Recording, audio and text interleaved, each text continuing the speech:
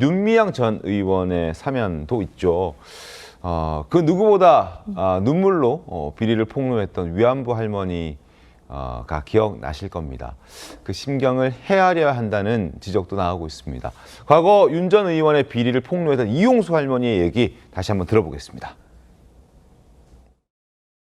가면 그 초등학교 학생들, 중학교 이런 학생들이 무슨 돈이 있습니까? 부모님들이 차비해라, 또 이거 용돈 해라 하면 주는 걸 그걸 못 와가지고 줍니다. 저는 그걸 받을 때마다 너무너무 마음이 아파요. 다 17일반으로 자꾸 돈을 내지 않습니까? 전국의 할머니들로 위에가 그 돈을 내는 겁니다. 이것은 전국 할머니들한테 쓰는 게 아니고 도대체 어디 쓰는지 쓰는 적이 없습니다. 고문 제조하고 돈은 떼놈이 받아먹고 무엇입니까? 자, 어린 학생들이 할머니를 돕기 위해서 쌈짓돈을 냈는데 정작 그 돈이 어디에 쓰였는지조차 몰랐다는 겁니다. 그래서 횡령한 혐의로 기소가 됐고 지금 이런 상황입니다.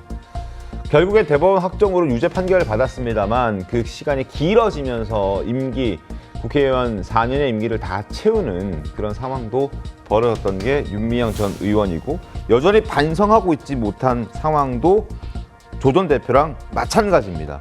근데 조 전 대표의 경우에야 여러 가지 대선 과정 그리고 총선 과정에서도 지역구 의원은 민주당, 비례대표는 조국혁신당 이런 식으로 해서 민주당의 의석수를 늘리는 데 도움을 줬었고, 대선 때도 두말할 것도 없고요. 그리고 문 전 대통령과 친문 쪽에서 봤을 때는 사면을 해줘야 되는 이유가 분명하다라고 볼 수 있는데, 구자룡 변호사님, 윤미향 의원은 무슨 이유 때문에 포함이 된 겁니까? 저도 정말 그래서 황당합니다. 그래서 정치공학적으로 조국에 대해서는 이번인지 12월인지 요 정도 문제가 있겠구나. 네, 이런 시점의 식으로. 문제는 그렇죠. 이제 다들 정치공학적이고 국민은 안중에도 없다라는 포인트에서 비판은 했으나 정치공학적으로 이득이 되는 거니까 그런 식으로 하겠거니 이런 식으로 논의는 됐었어요. 네. 근데 윤미향 의원은 거의 노래 제목처럼 네가 왜 거기서 나와 거의 그런 느낌이거든요. 도대체 무슨 맥락에서 갑자기 튀어나오는지 이해를 못 하겠는 거예요. 그러니까요. 게다가 저분은 지금 와가지고 국민 상대로도 지금 막말 쏟아내고 있거든요. SNS로 설전을 벌이는데 이거는 형에 대해서 인정하지 아니하고 국민 통합에 전혀 기여하지 않는다는 걸 본인 스스로 드러내는 거예요. 그리고 자기가 마치 무슨 사법 피해자인 듯이 하는데, 이거는 위안부 할머니들이 피해 입었다며 눈물로 호소해가지고 시작된 사건이잖아요. 검찰은 이런 사건 알지도 못했어요. 피해자가 있는 사건이에요. 근데 왜 자기가 피해자 행세를 합니까? 위안부 할머니가 피해자인데. 네. 그리고 2심 판결이 잘못됐다라는 식으로 공격하는데 1심에서도 유죄였어요. 유죄의 범위가 확대됐을 뿐이에요. 네. 그리고 대법원에서 확정됐잖아요. 그럼 이건 유죄가 확실하고, 위안부 할머니에 대해서 고통 준 거 일본군이랑 윤미향 전 의원 2명 아닙니까? 인터넷에서 그렇게 얘기를 해요. 근데 저분이 지금 광복절 특사로 얘기하는 게 가당키나 합니까? 특히나 광복절 특사로? 네. 위안부 할머니가 그리고 저분에 대해서 사과 받았습니까? 용서를 했습니까? 이런 상황에서 위안부 할머니에 대해서 아픔을 공감하네 마네 이랬던 민주당이 윤미향 의원에 대해서 저렇게 하는 거는 당의 그간의 말이 다 표를 얻기 위한 거짓이었다라고 얘기하는 것밖에 안 된다 생각을 합니다. 이제 윤미향 의원 한 명에 대해서 뒤로 무슨 얘기가 있었는지 모르겠으나 그것도 설명하지 아니하고 위안부 할머니들은 이제 버릴 건가요? 국민들 모두가 딱 동일한 질문을 하고 있을 거라고 생각을 합니다. 그러니까 또 특히나 이제 법사위원장으로 내정이 된 장현주 네. 변호사님, 내정이 된 추미애 의원 같은 경우에는 자신의 SNS에 윤미향 전 의원에게 유죄 판결을 내린 판사들을 비판하면서 사법 피해자다라는 얘기까지 했더군요. 어떻게 좀 봐야 됩니까? 그렇죠. 판결을 내린 판사를 비판한다라기보다는 이 판결에 대해서 견해는 표명할 수 있다고 생각합니다. 특히 윤미향 전 의원에 대해서는 1심에서는 벌금형이 나왔다가 이제 2심에서부터 유죄가 점점 확대가 되면서 지금 1년 6개월에 집행유예 3년이 나오고 확정된 케이스였거든요. 네. 그러다 보니까 이제 1심 판결의 결론과 또 2심, 3심에서는 좀 달라진 부분, 이런 부분들에 대해 대해서는 저는 법적으로는 견해를 낼 수 있다라는 생각은 듭니다. 그렇기 때문에 여권 내부에서도 이 부분에 대해서 이 판결이 온당했느냐에 대해서는 뭐 여러 가지 견해가 있을 수 있겠다라는 생각이 들고요. 그리고 윤미향 전 의원에 대해서도 사면을 해주는 부분에 대해서 아직 확정된 것은 아니지만 네. 그 과정에서 과연 이런 부분들이 뭐 국민 통합이라든지 또는 이제 정치인 균형적인 사면 이런 부분에 도움이 될 것인지 이런 부분에 대해서는 뭐 견해가 엇갈리는 부분도 분명히 존재하는 것 같습니다. 다만 오늘 오후에 이제 대통령의 결단이 아직 남아 있는 만큼 대통령이 결단을 하고 나면 만약에 윤미향 전 의원이 사면 대상자에 포함이 되어 있다라고 한다면 네. 그에 대한 저는 설명도 함께 나올 거라고 생각이 되기 때문에 그런 부분은 좀 기다려보고 들어보면 될 거라고 생각합니다. 네, 알겠습니다.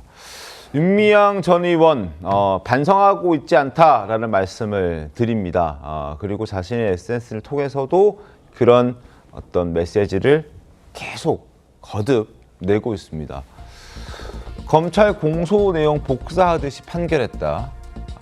재판부 비판했고 오늘도 저것들은 나를 물어뜯고 있다. 이건 언론을 비판하는 겁니다. 언론이 이렇게 저렇게 자신을 비판하고 있는 기사를 써대는 걸 물어뜯고 있다라는 표현을 하고 있는 거고 저는 참 편안합니다. 저 욕하는 것들이 참 불쌍해요. 라고 얘기를 합니다. 정상 위원님 어떻게 보셨습니까? 예, 사실 뭐 조국 전 대표 같은 경우야 뭐 100번 양보해서 이번에 네. 뭐 사면 대상이 될 수도 있다고 생각하는 분들이 있을 수 있습니다. 뭐 네. 부부가 같이 다 뭐 네네. 감옥에 갔었고요. 근데 왜 갑자기 윤미향 의원은 정말 갑툭튀 아닙니까? 근데 제가 그래서 좀 취재를 해봤어요. 네. 봤더니 2023년에 1심에서 아까 뭐 유죄 나왔지만 벌금 1,500만 원 선고됐습니다. 실제 그분에게 적용된 기소 내용 부분의 상당 부분이 무죄가 나고 하나만 아마 그 유죄가 확정이 돼서 1,500만 원 선고 나왔는데 그때 이재명 대통령이 이런 반응을 보입니다. SNS에. 얼마나 억울했을까? 나도 기억납니다. 나도 당신을 오해했다. 네. 그러면서 이 검찰이 어떻게 보면 만들어낸 사건이고 그래서 내가 일종의 반성을 하고 있다. 뭐 이런 식의 어떻게 보면은 반성 릴레이를 그때 민주당 의원들이 여러 명이 내가 당신을 오해했다고 했는데 그때 이재명 대통령도 얼마나 억울했을까 이런 얘기를 했어요.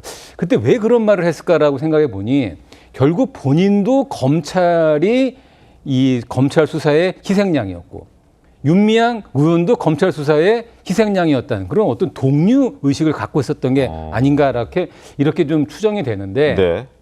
물론 결과적으로는 2심에서 이 위안부 그 모금품 횡령 혐의까지 다 인정이 돼서 네. 이 유죄가 확정이 됐기 때문에 1심에서 무죄난 부분의 상당 부분이 유죄로 나서 대법원에 확정이 됐습니다. 네. 그럼에도 불구하고 아마 이재명 대통령 입장에서는 1심에서 말했던 것처럼 저 사람 되게 억울하겠구나라는 그런 생각을 했었을 가능성이 있고요.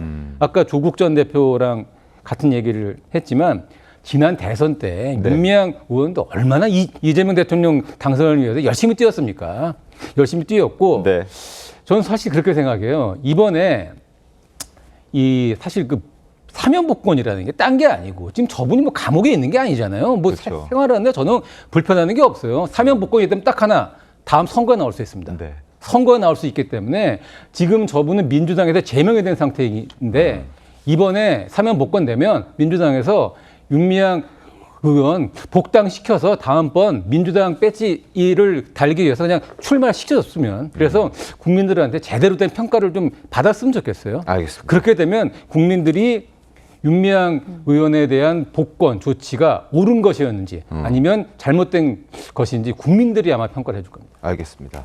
자, 조 전 대표 그리고 윤미향 전 의원뿐만 아니라 다른 많은 정치인들이 이번에 사면의 대상에 포함될 것으로 예상들을 많이 하고 있습니다. 그중에 또 눈에 띄는 인물들이 있었습니다. 신문 함께 보시죠. 중앙일보입니다.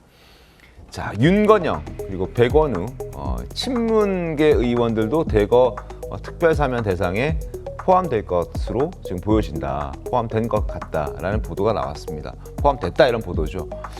임기 첫 해 이렇게 정치인들에 대한 사면을 많이 하는 것은 대단히 이례적이다. 과거 김대중 전 대통령, 노무현 전 대통령 등도 첫 번째 사면했을 때, 임기 이후에 첫 번째 사면했을 때는 민생사범들에 대한 사면들을 많이 했고 그 사람들도 얼마나 해주고 싶은 사람들이 많았겠습니까? 참았다는 겁니다. 참고 나중에 시간이 조금 흐른 뒤에 했다는 건데, 이번에는 이렇게 정치인들이 많이 포함되는 정치인 사면이 대거 명단에 포함되는 경우는 대단히 이례적이라는 지적들도 함께 나오고 있습니다. 물론 아직까지 확정된 건 아닙니다.